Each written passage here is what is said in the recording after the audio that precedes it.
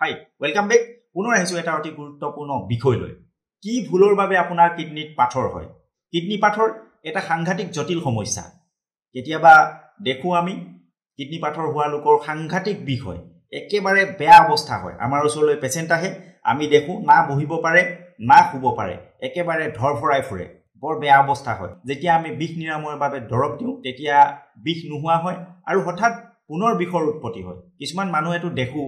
এই যেতিয়া আমি দৰব দিওঁ পাথৰৰ কাৰণে পাথৰ পেছাবৰ হতে বাহিৰ হৈ যায় কিন্তু ছমাহ এবছৰৰ পিছত পুনৰ সেই একেই পাথৰৰ সমস্যাকে লৈ আমাৰ ওচৰত আহে পুনৰ পাথৰ তাত গঠন হয় পাথৰ সৃষ্টি হয় এনেকুৱা কি ভুল আমি কৰো যাৰ বাবে আমাৰ কিডনিত ঘনে ঘনে পাথৰ হয় বা পুনৰ পাথৰ গঠন হৈ থাকে আজি আমি কথা পাতিম এনেকুৱা 6টা ভুল যিবোৰ ভুল আপুনি কৰাৰ কাৰণে আপোনাৰ কিডনিত বাৰে বাৰে পাথৰ জমা হৈ থাকে গতিকে যদি আপোনাৰ কিডনি পাথৰৰ সমস্যা আছে যদি আপুনি সঘনাই কিডনি পাথৰৰ সমস্যাত ভুগি থাকে তেনেহলে এই ভিডিওটো গুৰুত্ব সহকাৰে চাওক কিডনি পাথৰ কিয় হয় আৰু ইমান পছন্দ যে বিষ হয় কিয় বিষ হয় ইয়াৰ কাৰণ কি ইয়াৰ ওপৰত মোৰ চেনেলত ভিডিও বনাই থৈছো আপোনালোকে চাব পাৰে কিডনি ষ্টন হলে কেনেকুৱা ধৰণৰ খাদ্য গ্ৰহণ কৰিব লাগে তাৰ ওপৰতো ভিডিও বনাই থোৱা আছে আপোনালোকে যদি এই ভিডিও কিটা চাব বিচাৰে তেনেহলে চেনেলত গৈ চাব পাৰে কিন্তু আজি আমি কেৱল ইয়াত কথা পাতিম যে আমি এনেকুৱা কি ভুল কৰো যাৰ বাবে আমি ঘনাই ঘনাই এই কিডনি পাথৰৰ শিকাৰ হওঁ মই ডাক্তৰ হৰি আপোনালোক সকলোকে ডাক্তৰ হৰি সেলফিচাৰ চেনেললৈ স্বাগতম জনাইছো লগতে এনেকুৱা ধৰণৰ গুৰুত্বপূৰ্ণ ভিডিওসমূহ পাই থাকিবৰ কাৰণে চেনেলটো সাবস্ক্ৰাইব কৰিবৰ কাৰণে অনুৰোধ জনাইছো আহক বিষয়টোলৈ আগবাঢ়ো এনেকুৱা বহু মানুহ পাইছো 10 mm 20 mm 22 mm লৈকে কিডনি পাথৰ পাইছো মোৰ ঘৰতে আছিল 21 mm ৰ কিডনি পাথৰ বৰ্তমান 5 mm আছে আৰু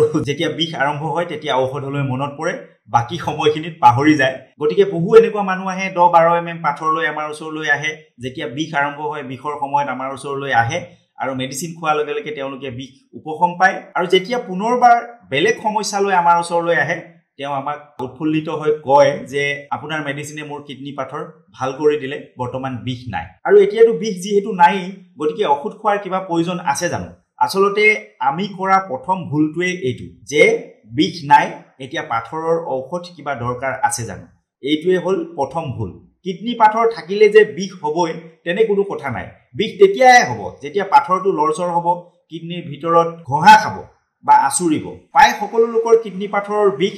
তেতিয়াহে উৎপন্ন হয় যেতিয়া দৌৰে বা খেলা-ধূলা কৰে বা হঠাৎ জপিওৱা মেলোৱা এনেকুৱা ধৰণৰ কাম কৰে আৰু সেই কামৰ পৰৱৰ্তী সময়তে হঠাৎ বিষৰ উৎপত্তি হয় বিষ নহলে বুলিয়ে যদি আপোনালোকে পাথৰৰ কোনো ধৰণৰ দৰব নাখায় তেনেহলে পাথৰ লাহে লাহে এই পাথৰৰ আকাৰ বৃদ্ধি হৈ থাকিব আৰু 4-5 মাহৰ পিছত পুনৰ বিষৰ আৰম্ভ হ'ব গতিকে পাথৰ থকা লোকে কেতিয়াও এই সমস্যাটো অৱহেলা কৰিব নালাগে ঔষধ খাবলৈ অৱহেলা কৰিব নালাগে প্ৰয়োজন হলে তেওঁলোকে যদি সন্দেহ হয় যদি তেওঁলোকে ভাবে যে কিডনি পাথৰটো নোহোৱা হল তেনেহলে তেওঁলোকে এখন ইউএসজি উলিয়াই ল'ব পাৰে 4-5 মাহৰ মূৰত এখন ইউএসজি কৰাটো জৰুৰী পানী কমকৈ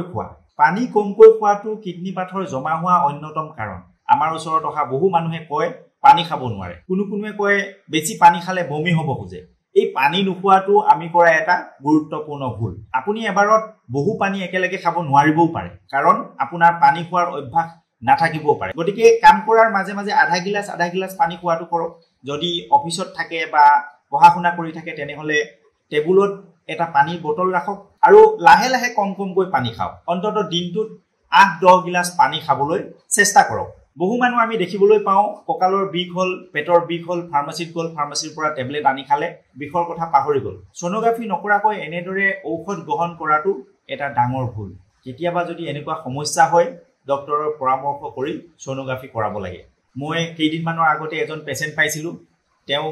সুধিলো যে এই কিডনি পাথৰটো নিবিখায় নেকি তেওঁ কৈছিল যে পাথৰ অত্যন্ত বিষ হয় আৰু বিষৰ দৰব প্ৰায়ে খাব লগা হয় তাৰ পাছত ইউএসজি কৰিবলৈ দিয়াত আৰু দেখি পোৱা গল যে 18 mm পাথৰ তেওঁ গমেই নাপায় যে তেওঁৰ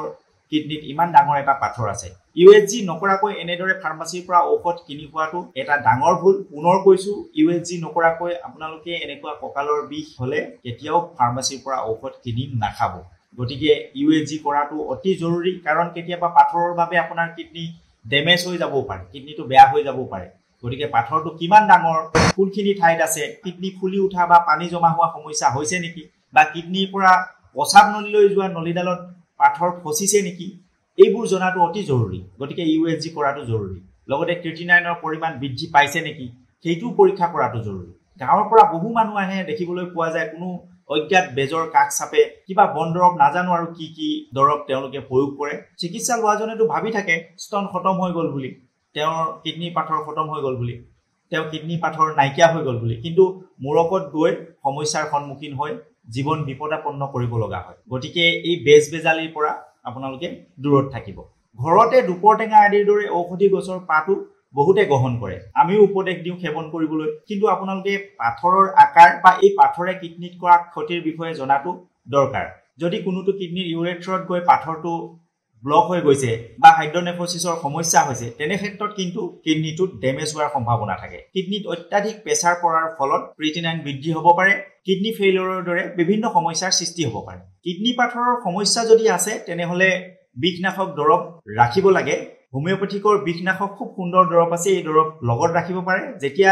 জৰুৰী অৱস্থাত যেতিয়া খুব কিডনিৰ বিষ হ'ব তেতিয়া এই ঔষধ প্ৰয়োগ কৰিলে আপোনালোকে বিষৰ পৰা খুব সোনকালে